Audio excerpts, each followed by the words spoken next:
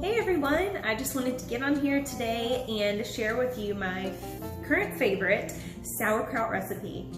Sauerkraut is so easy to make. I learned how to make it several weeks ago and have been making it every week since then.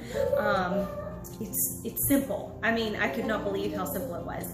All you really need for basic sauerkraut is cabbage and salt. And I like to use Himalayan pink salt. It's just my preference. You can use any kind of salt. And per 1 3/4 pound of cabbage or vegetable, you need about 1 to 1.5 tablespoons of salt. So that's what we've got going on today. I am making a little bit more of an dill type sauerkraut. It's what I like, and my family likes it, and my kids, so that's what we're gonna get started making right now. So I'm just gonna go ahead and cut up the cabbage. I have 2 cabbage heads today. I like to make a lot. We eat a lot of sauerkraut, so go ahead and start chopping this up.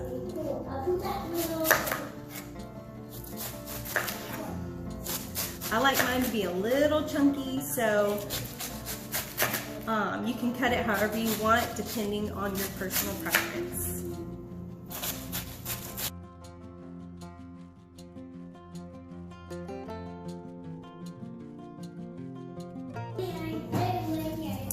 And once you get it to your desired consistency, go ahead and put it in your large bowl.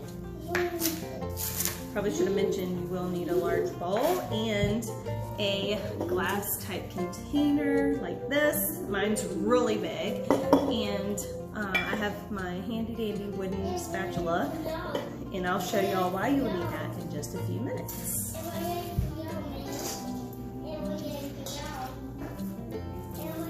Just do all of this. Alright, so I've gotten about half my cabbage in the bowl. I'm going to go ahead and sprinkle some salt in there. Just trying to keep up with how much salt I put in so I don't overdo it.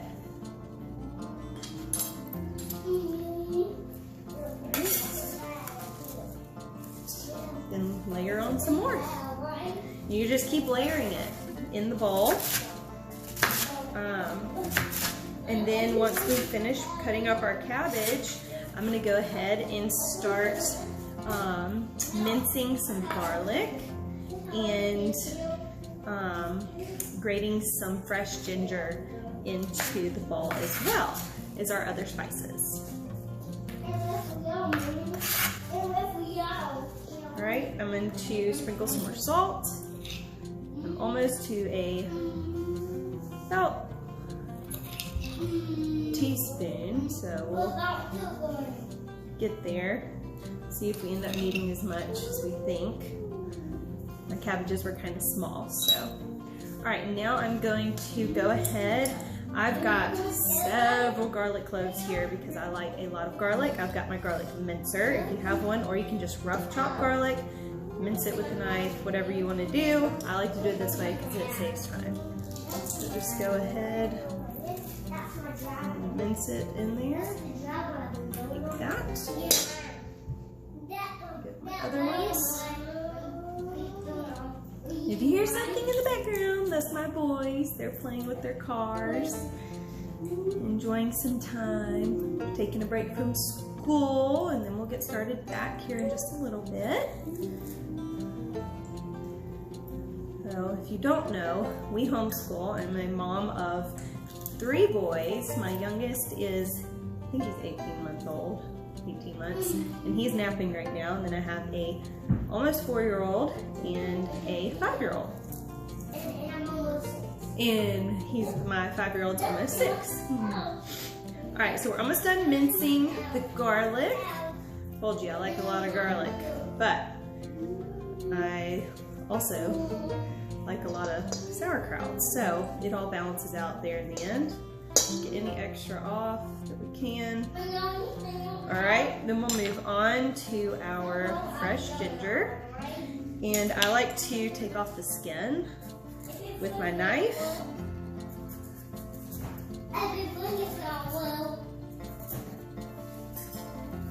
Like so. That way I'm not having any of the skin when I go to grate it. And almost done with that.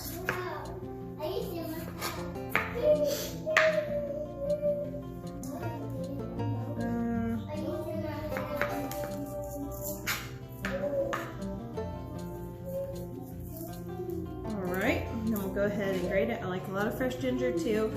And none of these other ingredients are necessary to have good sauerkraut. Sauerkraut is delicious with just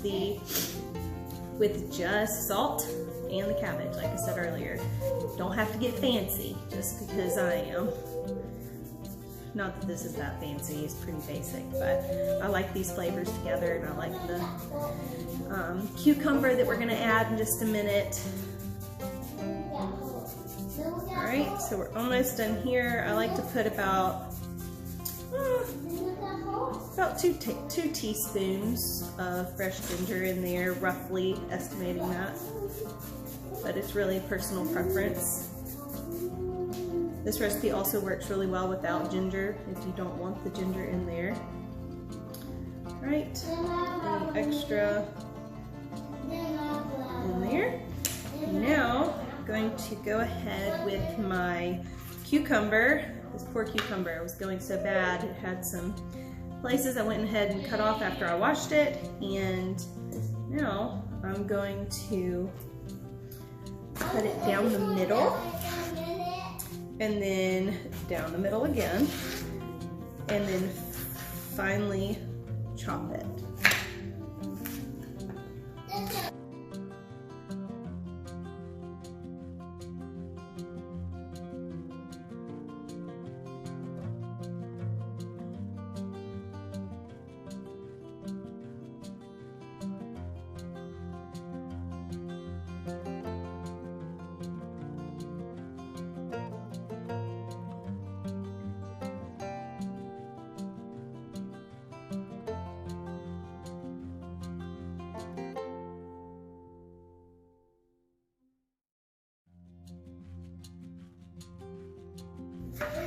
All right,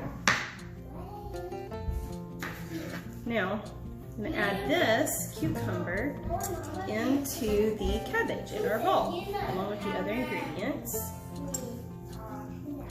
And I'm gonna mix it all up by hand. I might actually go ahead and cut my other cabbage. I think there's still a little room left in the bowl.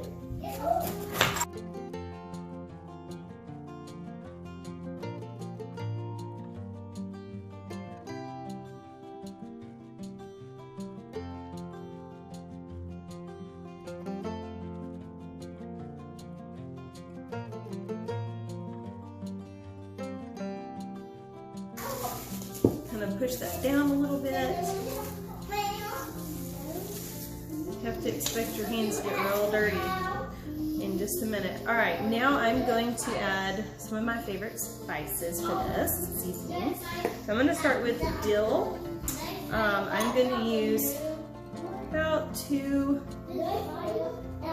to 3 teaspoons of dill. Let's see. 1. Probably be easier if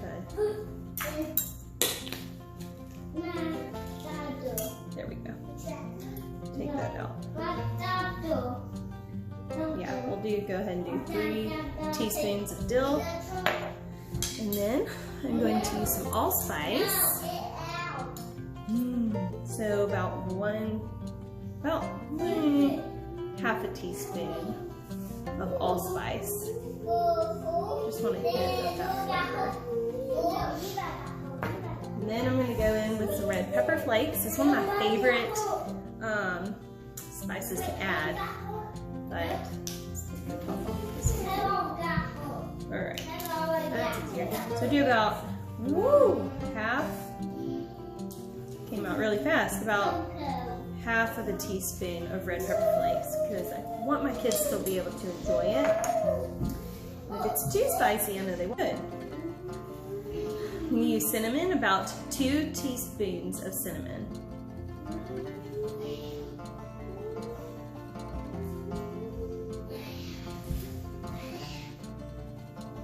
Right. And then I've got some coriander. I'm going to use a teaspoon of coriander. This one is brand new, so I need to take this cap off of it.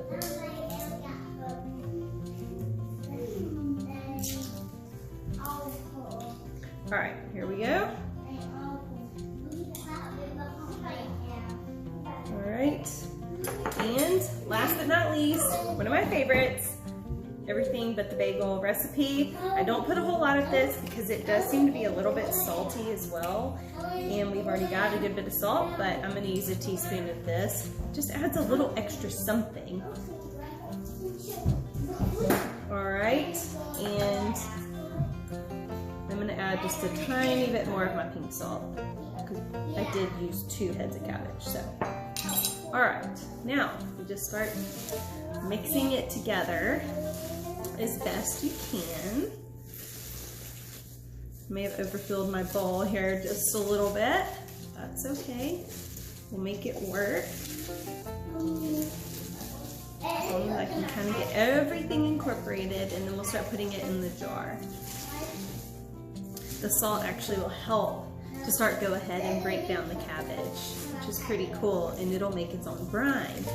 Usually, now if you have a really dry and kind of older cabbage, you might need to add a little bit of water.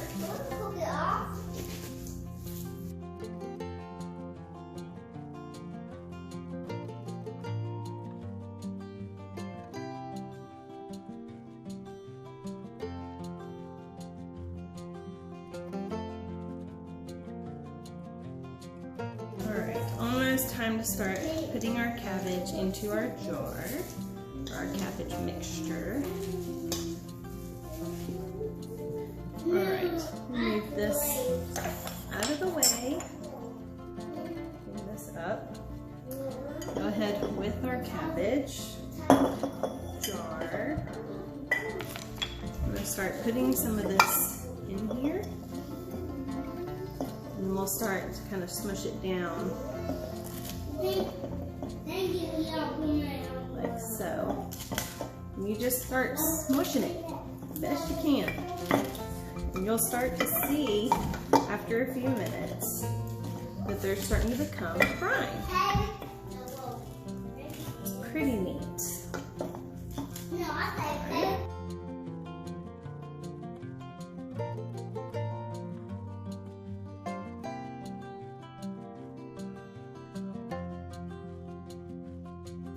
Alright, I'm going to add some more cabbage into my container. Take out my spoon first. It's a little messy of a process, but you have clean countertops and you can pick up whatever falls onto them. Alright, now I'm going to start pressing down again. Put your muscles into it.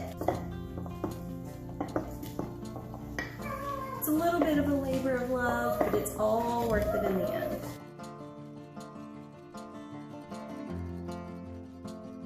My cabbages were pretty old, so I may end up having to add some water to this to get a good brine.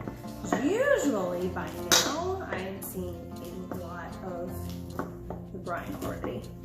I've only seen a little bit so far.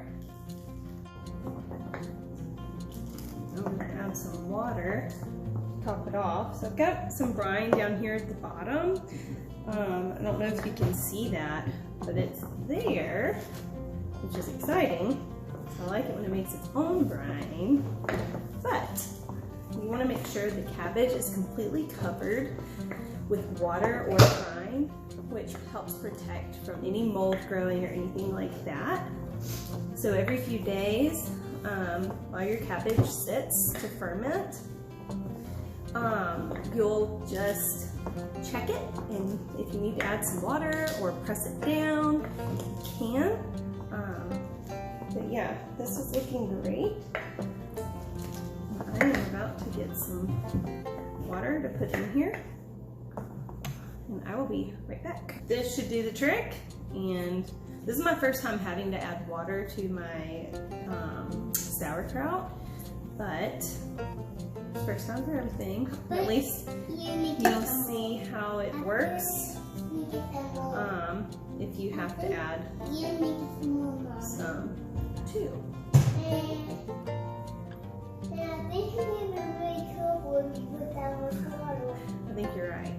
this gonna sink down into the mixture. See, it's already getting lower on top. And you're about done here. All right, no, let's leave the chair there. Be quiet because I'm finishing up, okay? You can watch me from right there. All right, now to finish up, I am going to use this to press this down. That I peeled off of the cabbage head. I like to put that down into the brine and then stick a glass container or a rock, or you can buy fancy rocks or weights, they call them, to weigh down the sauerkraut. I just like to use a glass container, what I have on hand, and I like to sit it right here in the middle, kind of like so. And then I get my cloth and I just keep flies and stuff away, and I like to cover it like this, and then I'll put a rubber band around here, and voila, you have made sauerkraut. Now it takes about 7 days for it to completely ferment. Just check on it every day, every other day. Make sure that the water level's good, or the brine level, and you should be good to go. Anyway, if you enjoyed this video, let me know. I'd love to do more recipe videos, so y'all let me know what you'd like to see next. I love to make grain-free recipes too, cookies, especially cakes, whatever. Yeah, we're in real life here. This is real life. So. And the best thing I make is chocolate trifle. Yes, and Jedediah, this is Jedediah, this is Ezra. They're my bakers. They love to help in the kitchen too. And yeah, we hope to see you next time. Bye.